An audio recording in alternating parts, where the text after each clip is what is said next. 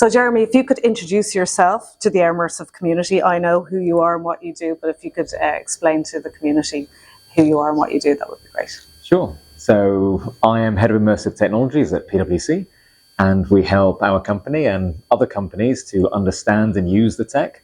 So we get involved in running workshops with clients, in designing software, building that software, deploying hardware and software globally, and performing an analysis of how virtual reality and augmented reality is used in a company and its different functions. Wonderful. And I'm a fan of your book, Reality Check. So just maybe you could tell us a bit about Reality Check, and I believe there's another version coming. Absolutely, sure. So I wrote Reality Check because in my conversation with company executives around the world, I found that there were a lot of misconceptions about this technology. There was a lot of belief that this was just an entertainment technology. It was just for gaming and for film and for fun, ultimately. But it has real business value, and I wanted to be able to communicate that in a convincing and persuasive way. So I wrote Reality Check to include lots of case studies, lots of quantitative supporting data, and a lot of rhetoric around why this technology is so valuable to business all over the world and across different industries. Currently, I'm working on the second edition of the book, and that will be finalized in the next month or so, releasing in June 2025. Wonderful. We can't wait to bring it to the Eirmersive community, and it's really important for the industry, everything that Reality Check already helped the industry with. So I actually bought many copies of the book, and when clients would come and they really didn't know why they wanted an XR solution, I would give them the book and then say, come back to me when you've actually realized why you want to use XR. That's the amazing. added value, and the case studies are incredibly useful. I'd like you to talk a little bit about highlights of the talk you gave here at Stereopsia. So you talked about the current state of XR. So tell us more about what was in that talk. Sure. The XR industry over the past few years has been through a roller coaster of activity and public perception, change in public perception particularly. Many of us will have heard at least of the term metaverse, and how that very quickly came to be some of the most popular term discussed in the business world at just a few years ago.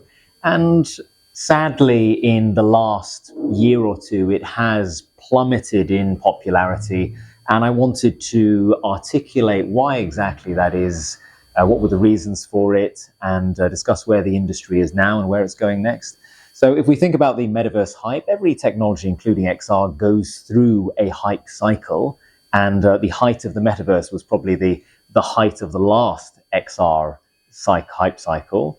And the unfortunate thing was, though, despite all of the excitement from companies and the strategic change in direction from different organizations to have a metaverse strategy, to hire chief metaverse officers, and to do all this stuff, there was nothing new that was representing substance underneath the surface. So the substance or the activity in the industry didn't match the sudden hype that had come with it. So inevitably, when that happens and you have such a mismatch, you're going to enter the next phase of the hype cycle, which is the trough of disillusionment, which the XR industry, through its strong connection to the metaverse, has found itself in and is now slowly recovering from, thankfully.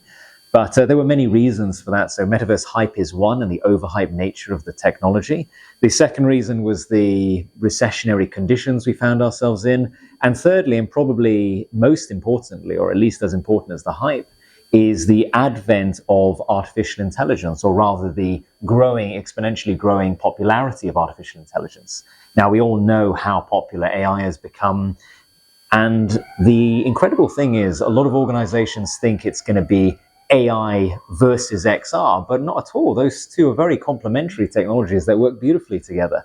The problem, though, is in the nature of most corporations and a lot of individuals, where they act like elementary school children in some sense when it comes to technology investment, where you have an investment pool, let's say in the metaverse, as it was a few years ago, and all your investment goes in there. and then suddenly the ball gets kicked over to artificial intelligence, and all the players follow along with it, and investment moves completely from metaverse to AI, which is a disastrous strategy, because then you lose all of the work that has been done in the previous technology, and yeah, so. But a lot of organizations don't have the ability to focus on more than one tech at a time, which is why we see this artificial battle of artificial intelligence versus virtual reality happening right now. But naturally, AI will have its own hype cycle it will go through. And I'm hoping at some point businesses will realize that they need a balanced portfolio of investments across all of these different technologies. And that will lead to a better place for every tech. And it will also help orgs take advantage of the convergence of these technologies, which is a very topical area. So thinking about not just these technologies in their own silos, but how these technologies come together to add even more value. So convergence is probably the key word of 2025 that I think many will be pushing, myself included, and look forward to seeing how that proliferates in the business world. Well, that was probably the last question I'd like to ask you, would be to briefly say what explorations at PwC you might do, I presume possibly in relation to soft skills training and bringing AI maybe into personalize those simulations. Are they some of the experiments that you're going to look at next year? Yeah, there's a lot of different prototypes that are being developed. So we build prototypes, software in other words. We get involved in corporate research. So we recently released a report with the University of Munster and the Ministry of Internal Affairs in Lower Saxony in Germany about the value of virtual reality for remote collaboration. We found some really interesting results there. The most significant one being that we saw a 58% increase in the sense of closeness between colleagues when you use virtual reality versus video conferencing to try and work together. So that was really exciting. Get involved in other academic collaborations. I'm the industrial supervisor for a number of projects at the University of Bath, and we've got different academic relationships and partnerships all over the world that we will hopefully find some interesting areas to continue to explore and shed some new light on these technologies and how they can be valuable to businesses. Wonderful. Well, we look forward to continuing the conversation with you and having closer links between Jeremy Dalton, the work at PwC, and the Eirmersive community in Ireland. Thank you so much for your time, and delighted to meet you here at Stereopsia. Thank you so much, Camille. It's been a real pleasure chatting with you. Thanks.